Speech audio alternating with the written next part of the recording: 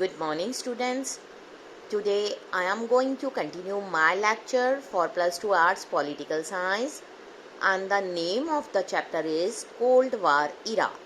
As you have already studied about the Cold War era, two superpower blocks, USA and USSR. Now let us start with another topic, the emergence of two power blocks. Two superpower blocks, USA and USSR.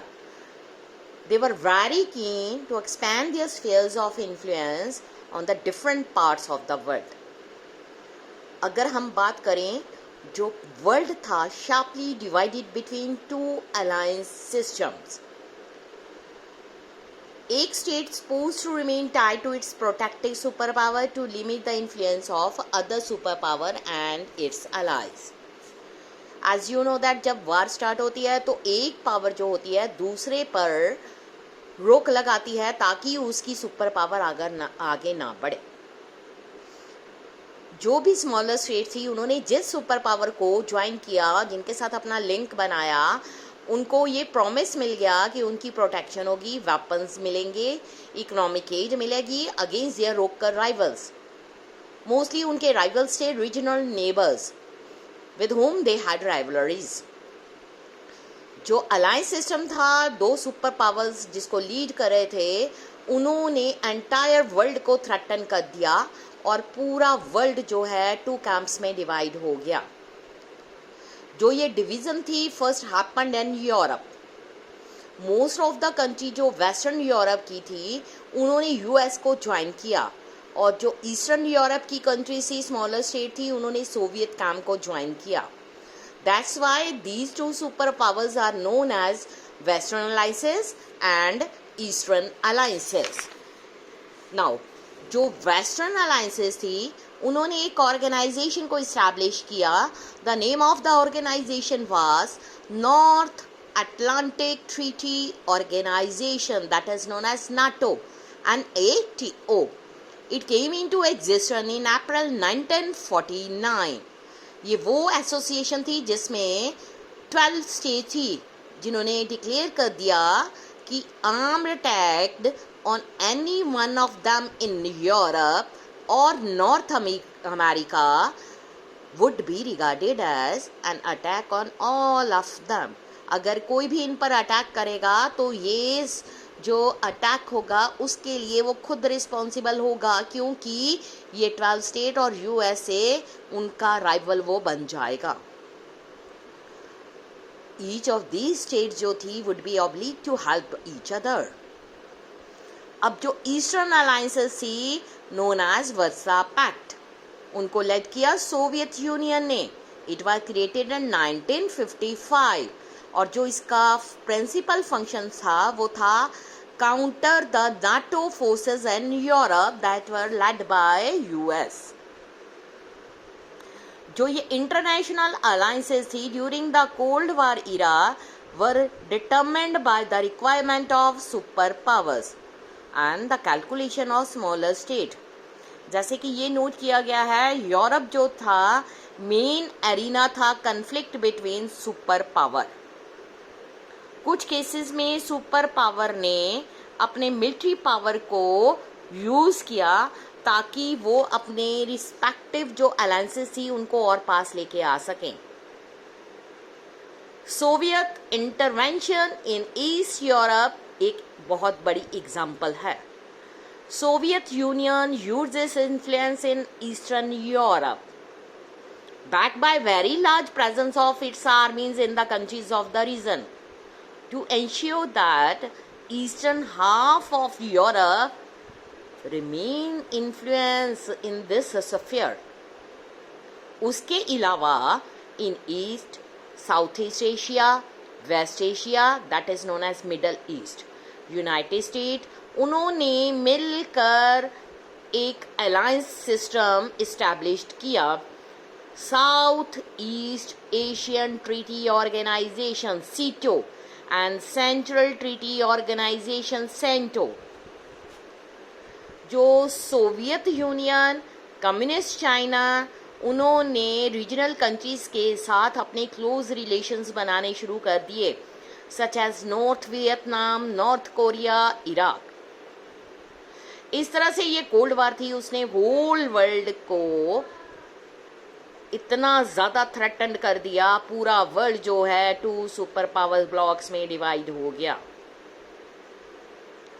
अब ऐसे circumstances में बहुत सारी newly independent countries थी जिनको अभी independence मिली थी colonial power से, सच एज ब्रिटेन, फ्रांस, वो वरी हो गए कि जो उनको फ्रीडम मिली है और उन्होंने अभी अभी गेन की है, ये शायद फॉर्मल इंडिपेंडेंस ना बन जाए। क्रैक्स, स्प्लिट्स जल्दी से अपीयर होने शुरू हो गए। कम्युनिस्ट चाइना, उसने यूएसएसआर के साथ लड़ाई शुरू कर दी लेट 1950।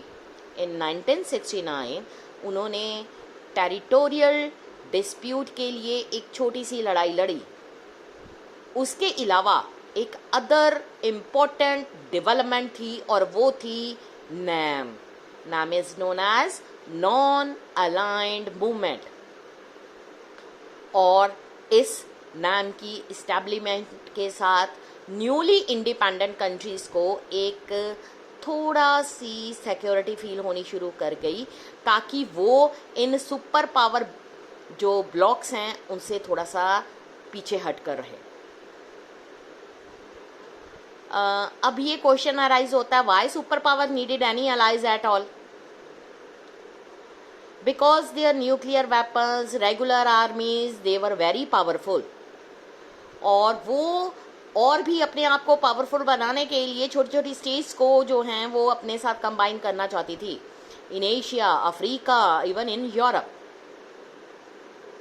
ये क्योंकि ये छोटी छोटी स्टेट्स जो थी इतनी बड़ी सुपर पावर्स नहीं थी, लेकिन जो छोटी स्टेट्स थी वो आपस में मिलकर हेल्पफुल हो सकती थी gaining success in number 1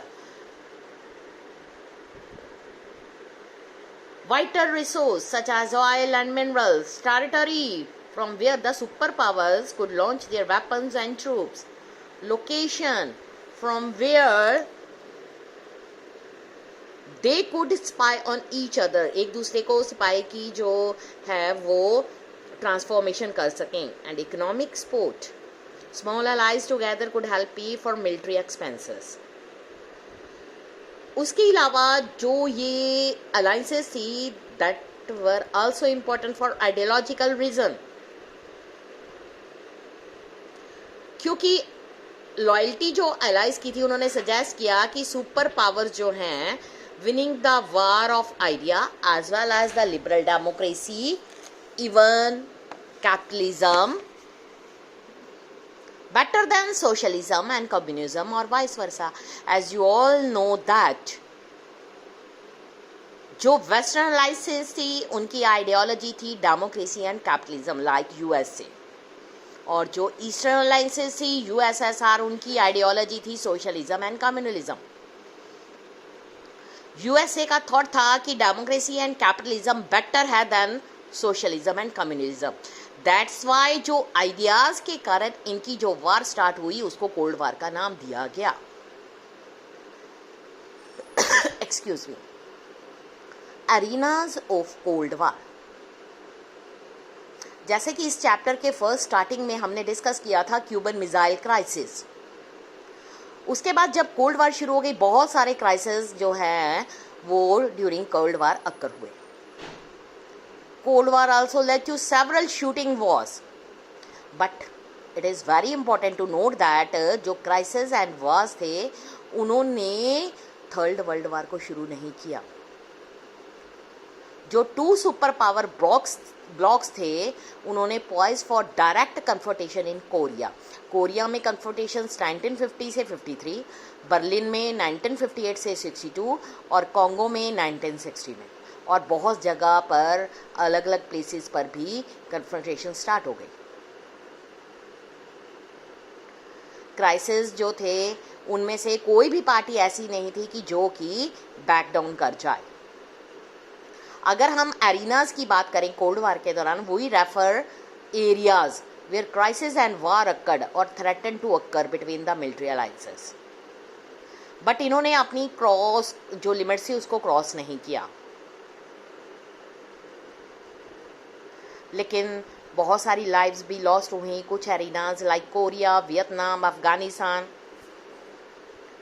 but जो वार थी spared a nuclear war, global hostilities.